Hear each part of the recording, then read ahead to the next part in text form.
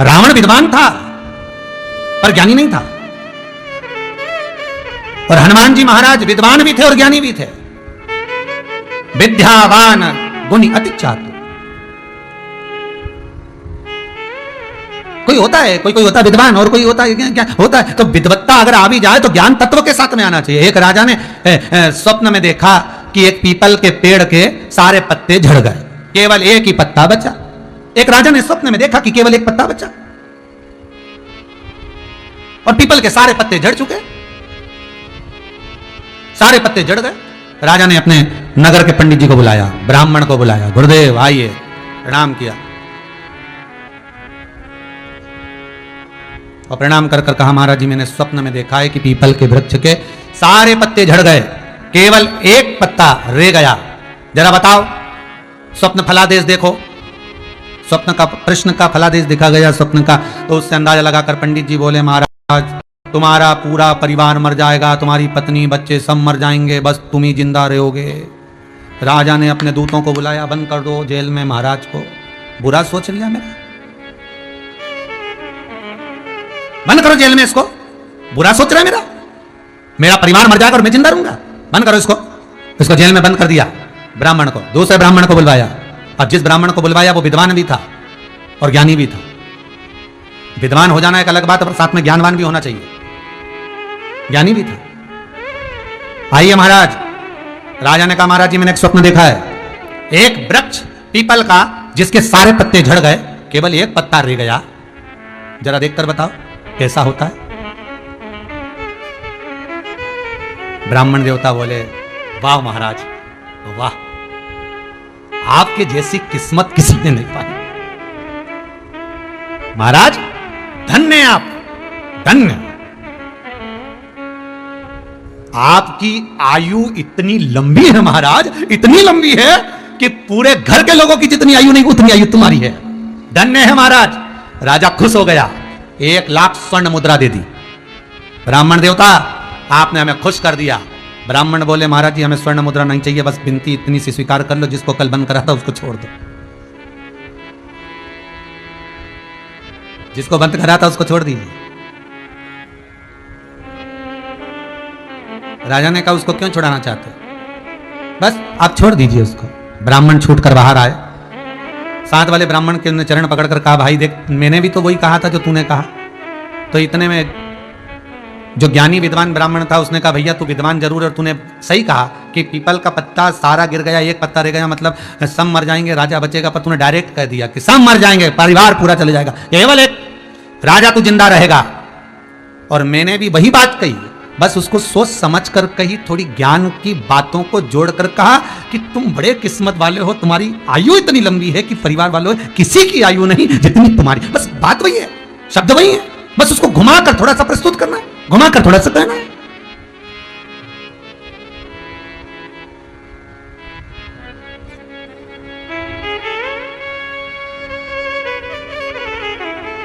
कहने का तरीका होना चाहिए। कहने को तो कोई भी व्यक्ति कहता है, जाओ जरा चाय बना के लाओ हमारे लिए, धर्म पत्नी को चिल्ला करके जा चाय बना।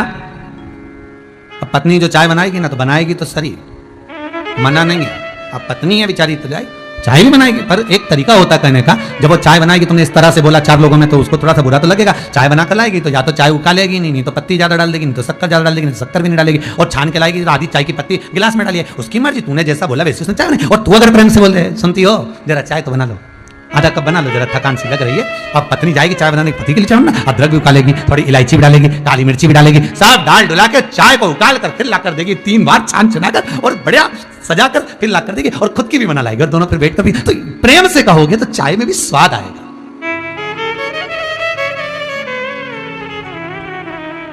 प्रेमवश कहा। अब परीक्षा ले ली कुंभज बाबा ने, और परीक्षा ली, और कुंभज ऋषि ने परीक्षा कैसे ली, और कुंभज ऋषि ने परीक्षा कैसे ली, जैसे शंकर और सती आए, दक्षायनी और शिव आए, और कुंभज बाबा ने हाथ जोड़कर उनको प्रणाम कर लिया। शंकर भगवान ने हाथ जोड़े जैसे कुंभज बाबा ने, शिव जी ने भी हाथ जोड़ लिए, पर सती के मन में आ गया, बताओ कथा वाचने वाला जब हमको प्रणाम कर रहा है तो कथा क्या सुनाएगा। अरे भाई कथा वाचने वाला कथा सुनने वाले को प्रणाम करता है, उसका कारण यह है कथा वाचने वाले से कथा सुनने वाला बड़ा होता है। आप सब बड़े हो कथा सुनने वाले, हम तो बाच रहे हैं। कथा सुनने वाला जमीन पर बैठता है इसलिए जमींदार कहलाता है, कथा वाचने वाला चार पाए की चौकी पर बैठता है इसलिए चौकीदार कहलाता है। और बाचने वाला और सुनने वाले में अंतर होता है, सुनने वाला बड़ा इसलिए होता है क्योंकि बैठा तो बैठा, सुनी तो सुनी, नहीं तो हाथ में रिमोट तो रखा ही है। चैनल चेंज, महाराज चेंज। और हम कई बार आप लोगों को कथा में कहें, आज फिर कहते हैं, तुम्हारा मन लगे ना तो कथा सुनो शिवपुरा, नहीं तो टीवी चैनल चेंज कर लो। बहुत सारा महाराज आता है, दिन भर इतने सारे धार्मिक चैनल हो गए, इतने सारे हो गए, कहीं का ना कहीं का महाराज तुम्हें मिल ही जाएगा, ढेर सारा मिल जाएगा, ढेर। तुम तो चेंज कर सकते हो, रिमोट तुम्हारे हाथ में, तुरंत। नहीं समझ में आए, तुम्हें लगे कि महाराज तो फालतू की बात करे ने प्रपंच, बस तो चेंज। कई लोग हमसे कहते हैं महाराज जी आप घर गृहस्थी की बात ज्यादा करते हो, कथा कम करते हो। हमने कहा देखो घर गृहस्थी ही कई तो जीवन बना हुआ है, इसी से जो तुम समझ सकते हो इसी से समझ सकते हो। बहुत गहन तत्व की बात कहने वाले भी बहुत सारे पंडित जी हैं, बहुत सारे कथाकार हैं, एक से बढ़कर एक विद्वान पड़े हुए हैं और खूब आते हैं दिन भर टीवी चैनल पर, बहुत विद्वान की बात करते, बहुत विद्वान तक की बात करते हैं, उनसे आप समझ सकते हो। हमारे पास तो यही है कि आपके घर की कथा को परमात्मा की कथा से जोड़ना और उस कथा से उस परमात्मा के धाम तक को जोड़ना, बस इतना जानते, उससे ज्यादा कुछ नहीं। कैसे भी जुड़ो जुड़ो। वो जो दवाई होती है ना, बहुत कड़वी दवाई माँ जब अपने बच्चे को पिलाती है ना तो बहुत आइडिया से पिलाती है। वो देख चिड़िया आई चिड़िया आई चिड़िया आई और उसके मुंह में दवाई दे दी और बच्चा फिर मुंह को हिलाएगी, चुटकी बजाएगी और माँ वो दवाई पिला देगी। ये शिव महापुराण भी बहुत कड़वी है। हमारा भी प्रयास इतना ही है कि कैसे भी परिवार की बात लेकर, कुटुंब की बात लेकर, समाज की बात लेकर, गहन तत्व की बात लेकर उस दवाई को तुम्हें पिला दिया जाए। और एक बार शंकर की कथा रूपी अमृत जब तुम पी जाओगे तो फिर कोई रोग नहीं सताएगा। रोग कौन सा है? अहंकार का, काम का, लोभ का, विषय का, आसक्ति का, तृष्णा का। ये लोभ हमें भीतर नहीं जाएगा, ये रोग हमें नहीं सताएगा।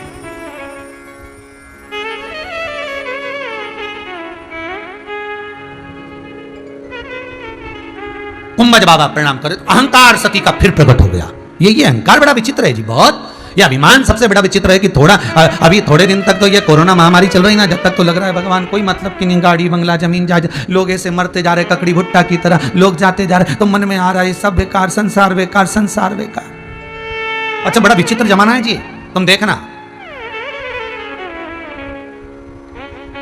किसी मोहल्ले वाले को, किसी रिश्तेदार को अगर कोरोना हो गया और उनके यहाँ से फोन आ गया या मालूम पड़ गया कि वो समाप्त हो गए, ऐसा हो गया, तो कोई नहीं जाए।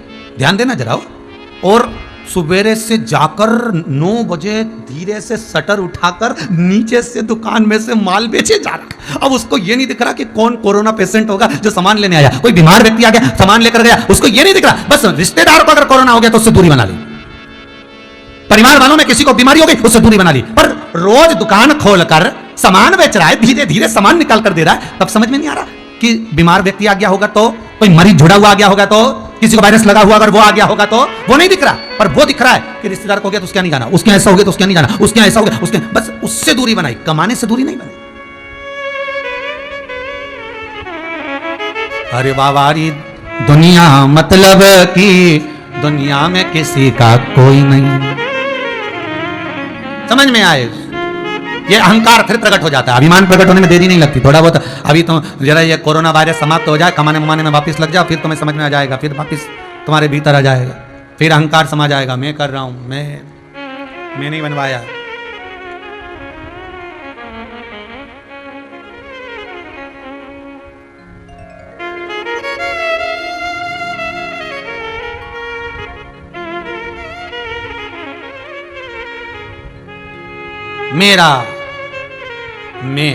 मेरा ये अहम दक्षायनी का फिर प्रकट हो गया वापिस। दक्षायनी का यह अहंकार फिर सम्मुख में आ गया, फिर वापिस आ गया।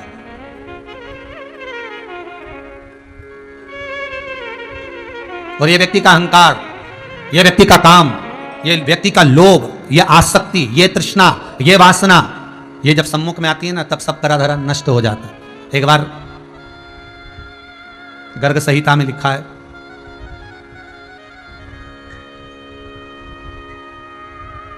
देव ऋषि नारद भ्रमण करते करते आ रहे थे, बड़ा चेहरे पर उनके प्रसन्नता थी, बड़ी प्रसन्नता। एक बात बहुत अच्छे से सुनिएगा भाई, आप लोगों से निवेदन है, बड़ी प्रसन्नता में सुनिएगा। कथा सुनो, चाहे मंदिर जाओ, चाहे गुरु के दरवाजे पर जाओ, चाहे तुलसी जी में जल चढ़ाओ, चाहे बेलपत्री के वृक्ष की पूजन करो, चाहे घर में ठाकुर जी की सेवा करो, चाहे मंदिर में बैठकर सेवा करो, जिस समय पर आप भगवान की भक्ति में जुड़े हो, लगे हो, उस समय पर तुम्हारे चेहरे पर प्रसन्नता होना चाहिए, तुम्हारे चेहरे पर स्माइल होना चाहिए। और रोते रोते तो पूरी जिंदगी निकल जाती है, और अगर रो रो के मर भी जाओगे तो आखिरी का जो फोटो होता है ना मरने के बाद का, कभी किसी के घर में जाकर देखना, वो फोटो कभी रोता हुआ नहीं मिलेगा। जो मरने के बाद जो फोटो दीवार पे चिपकता है ना उत्तर दक्षिण में, वो फोटो हमेशा तुम्हें प्रसन्नता वाला ही मिलेगा। तुम देखना, काकी जी का ने, काका जी का ने, नाना जी का ने, नानी जी का ने, तुम देखना जो मर गए होंगे उनका फोटो कितना जोरदार, भले रो रो के मर गए, जोर जोर के मर गए, पर आखिरी में सिर पे पल्लू टंगा हुआ बढ़िया स्माइल देता हुआ फोटो तुम्हें दीवार पे टंगा हुआ मिलेगा, स्माइल देता हुआ, भले रोए हो जिंदगी भर। तो बाद में लोग स्माइल वाला फोटो टांगे, उससे अच्छा है पहले ही अपनी जिंदगी में अपन स्माइल देते रहो, मुस्कुराते रहो, आनंद में जीते रहो। है घर में आएंगे तो ऐसे आएंगे भेरू बनकर, जैसे सिंदूर पोत दिया हो, मुंह लाल, आंख लाल, जरा जरा सी बात में चिड़चिड़ करना, गुस्सा करना, क्रोध करना। तो पत्नी भी पूछती है कहां से सिंदूर चढ़ा के आए हो, पत्नी भी पूछे, थोड़ा प्रसन्न रहिए।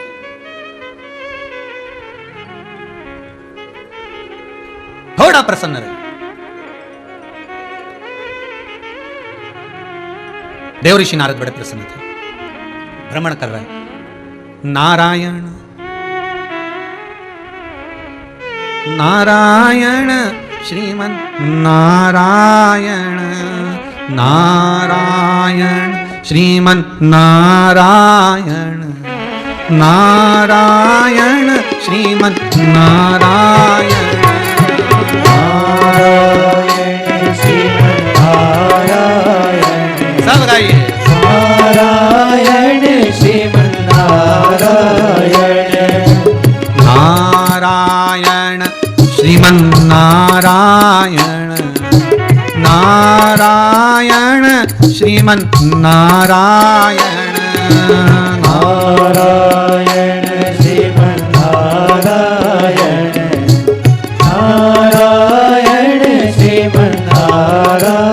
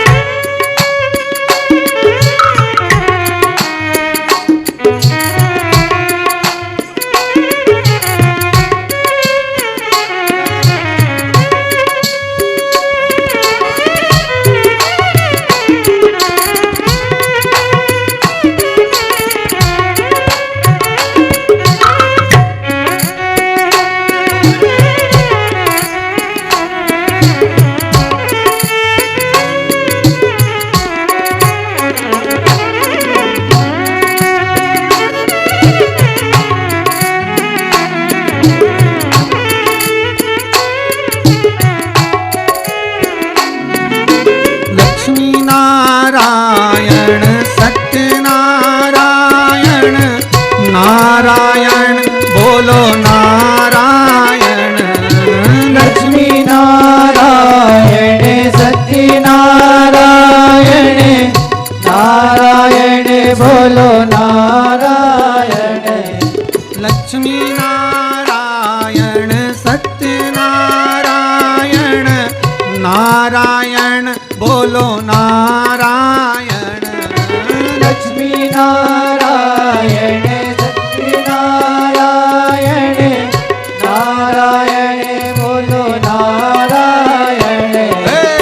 नारायण श्रीमन नारायण, नारायण श्रीमन नारायण, नारायण श्रीमन नारायण, नारायण श्रीमन नारायण। बोलो नारायण श्रीमन नारायण, नारायण श्रीमन नारायण।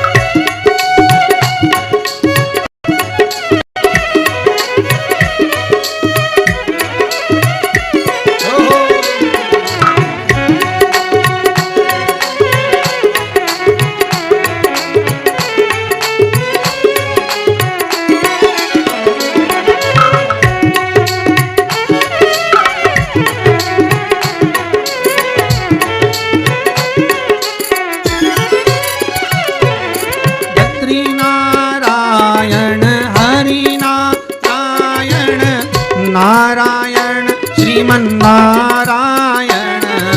बद्री नारायण हरि नारायण नारायण श्रीमन्नारायण बद्री नारायण हरि नारायण नारायण श्रीमन्नारायण बद्री नारायण हरि नारायण नारायण श्रीमन्नारायण बोलो नारायण श्रीमन्नारायण नारायण श्रीमन्नारायण नारायण श्रीमन्नारायण नारायण श्रीमन्नारायण ओम नारायण श्रीमन्नारायण नारायण श्रीमन्नारायण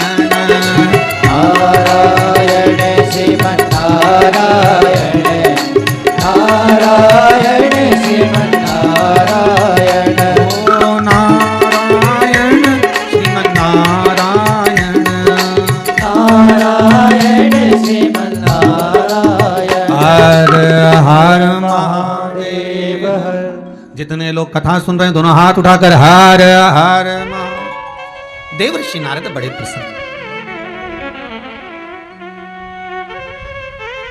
उनके चेहरे पर बड़ी प्रसन्नता, उनके चेहरे पर बड़ी आनंद था।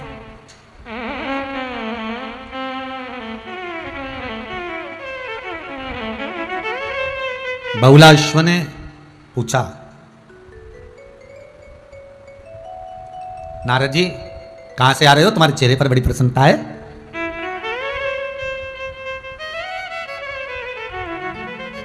आपके चेहरे पर इतनी प्रसन्नता, इतना आनंद, तो तुम कहां से रहे हो, ये तो बताओ।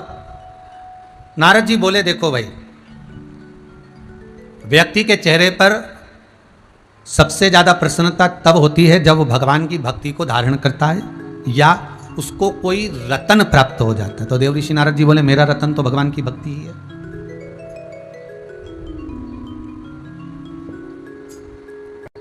देखिएगा, दक्षायनी माता सती कुंभज बाबा के यहां पर जब पहुंची, जाते जाते रास्ते में शंकर जी ने अहंकार समाप्त कर दिया था, पर कुंभज बाबा ने प्रणाम करा तो दक्षायनी का अहंकार फिर प्रकट हो गया कि ये कथा वाचने वाला कथा क्या सुनाएगा। अहंकार फिर प्रकट हो जाता। बहुलाश्व कौन? जनक जी महाराज की आखिरी पीढ़ी में जो राजा हुए वो बहुलाश्व। ये बड़े धर्मात्मा थे, भगवान की भक्ति को धारण करने वाले थे, पर जैसे दक्षायनी के सम्मुख में कहीं कहीं अहंकार प्रकट हो जाता था, वो अहंकार कहीं कहीं अभिमत्ता का बहुलाश्व के भीतर ना जाए तो देवऋषि नारद उसको ज्ञान देने पहुंच जाते थे।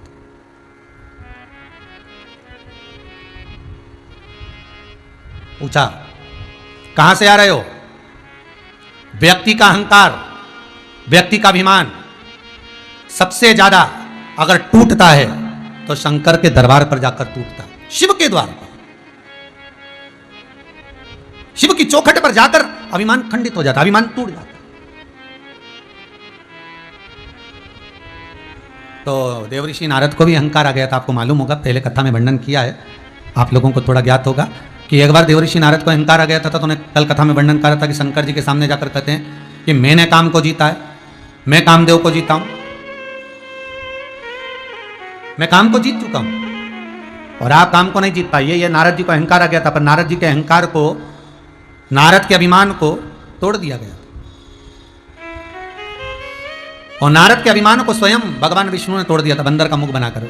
और नारद जी ने नियम लिया था कि मैं बिना शंकर के दर्शन के नहीं रह सकता, मैं शिव का दर्शन जरूर करूंगा और ऐसी जगह पर करूंगा क्योंकि भगवान विष्णु के दरवाजे पर जब मैं गया था तो भगवान विष्णु ने मेरे अहंकार को तोड़ा, शंकर जी के लिए तोड़ा। तो जहां शंकर और शिव दोनों, जहां विष्णु और शिव दोनों होंगे मैं वहीं पर जाऊंगा। तो विष्णु और शिव कहां मिले? तो बहुला अश्व से देवऋषि नारद कर,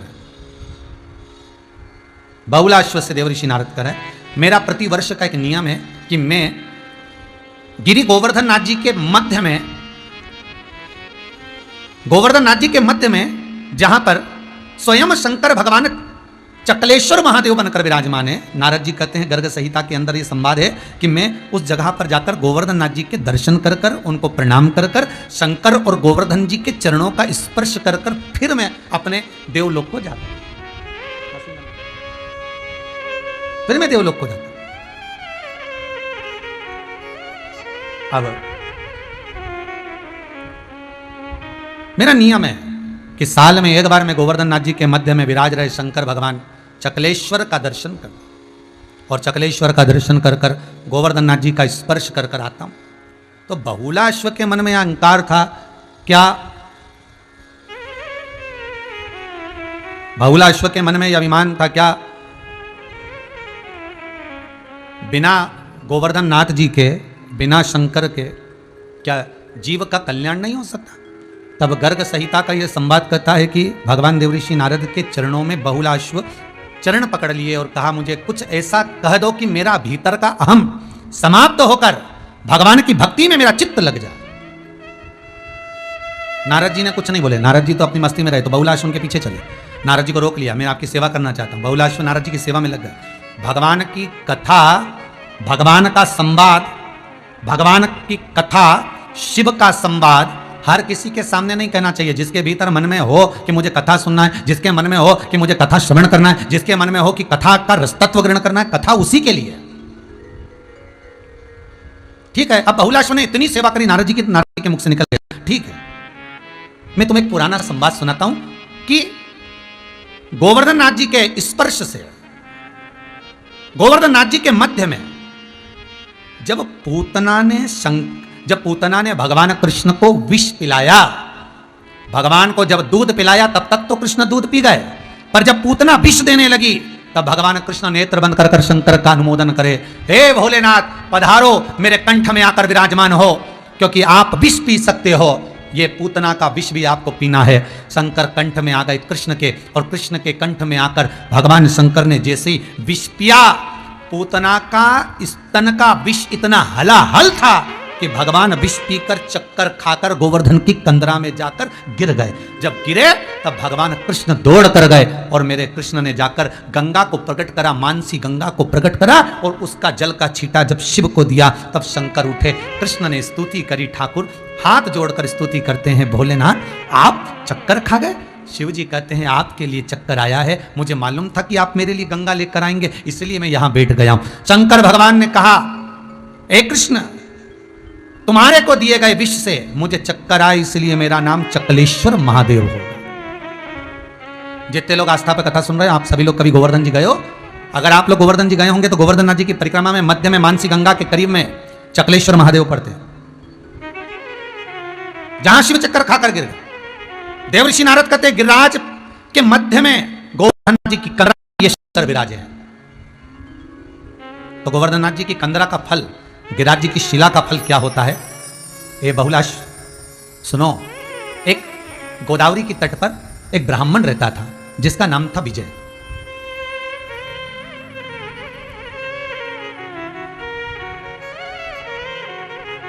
ये बड़ा विद्वान था, पर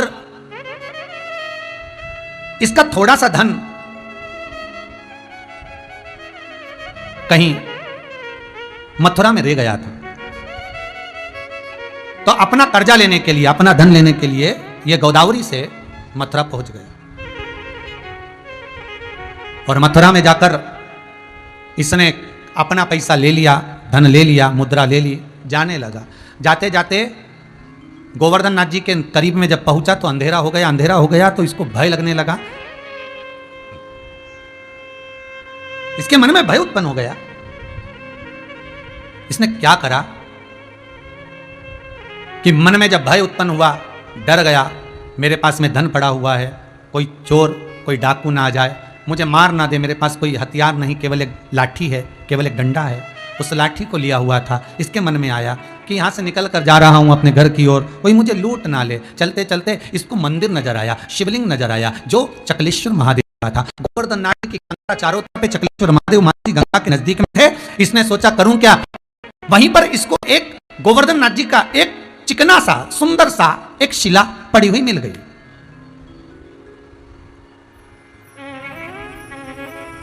और इसने वो शिला, इसने वो पत्थर, इसने वो टुकड़ा गिरिराज जी का उठा लिया और गोवर्धन नाथ जी का टुकड़ा उठाया, चमकदार पत्थर था, इसने अपनी झोली में रख लिया और हिम्मत कर कर चल दिया। अब इसने सोचा ओ देखा जाएगा, शंकर जी तो मेरे साथ में हैं, गोवर्धन नाथ मेरे साथ में, इसने पत्थर का टुकड़ा उठा कर लिया, चल दिया और आगे बढ़ा तो ब्रजमंडल से बाहर निकला। जैसे ही ब्रजमंडल से बाहर निकला कि सामने इसको एक बहुत विशाल राक्षस मिल गया जिसका शीश छाती पर लगा हुआ था।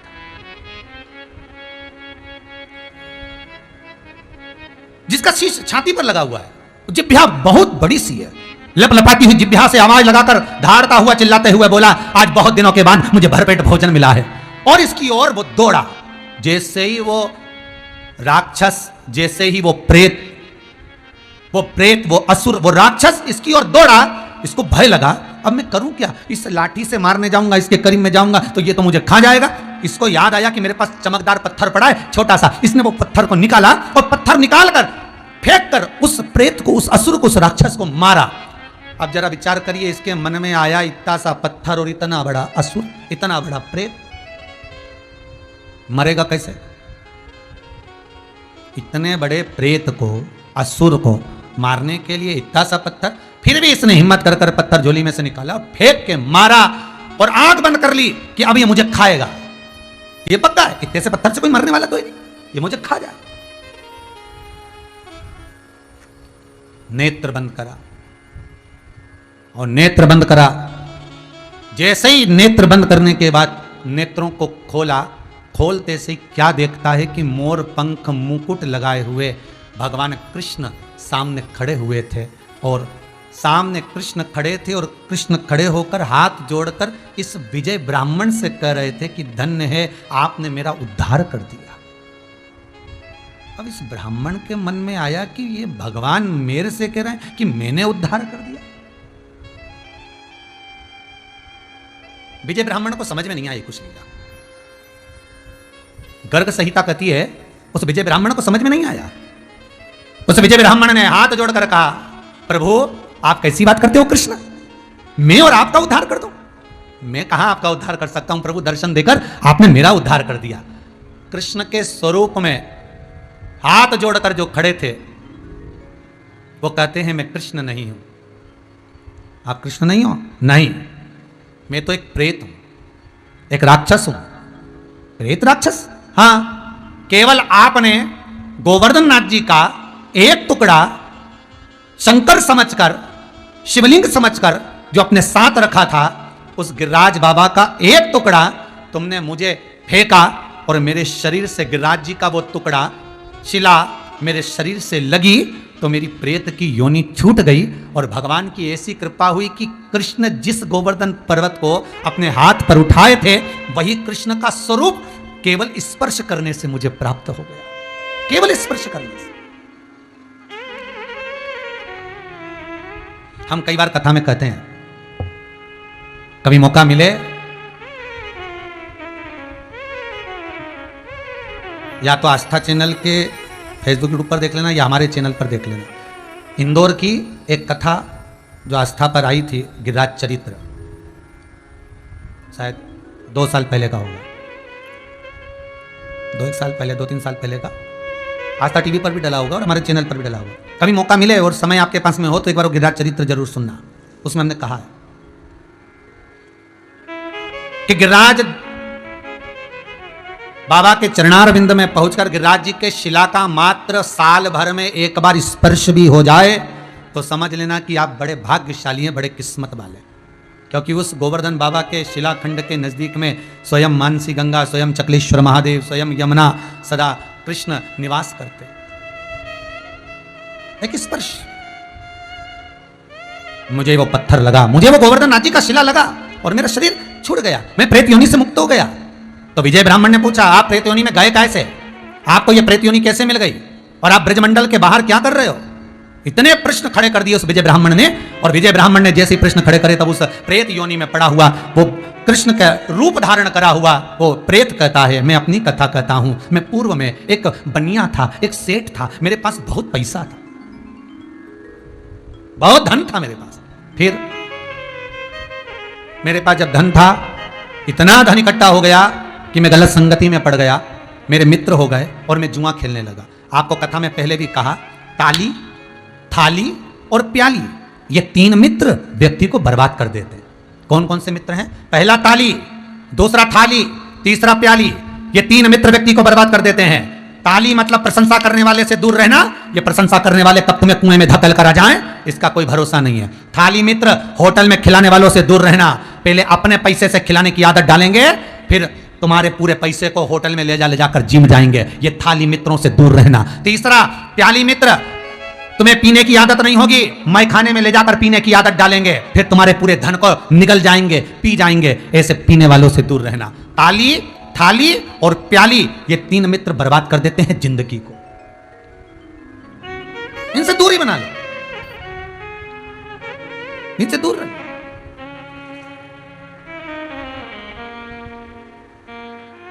मैं पूर्व में बढ़िया था, सेठ, बहुत पैसा था मेरे पास, मेरे मित्र बढ़ गए।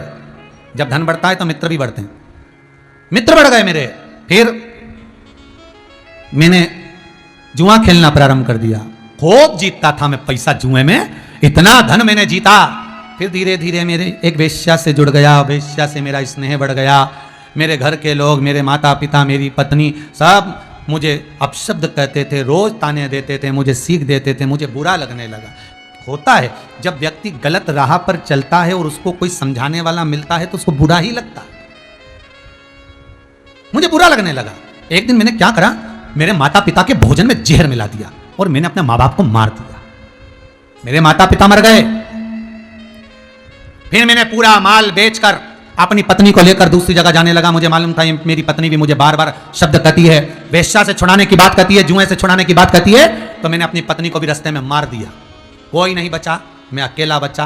धीरे धीरे मैं अकेला रहकर खूब जुआ खेला, वेश्या का संग करता रहा। एक दिन अब मेरी वेश्या से भी मन उचिष्ट हो गया, मैंने वेश्या को भी मार डाला।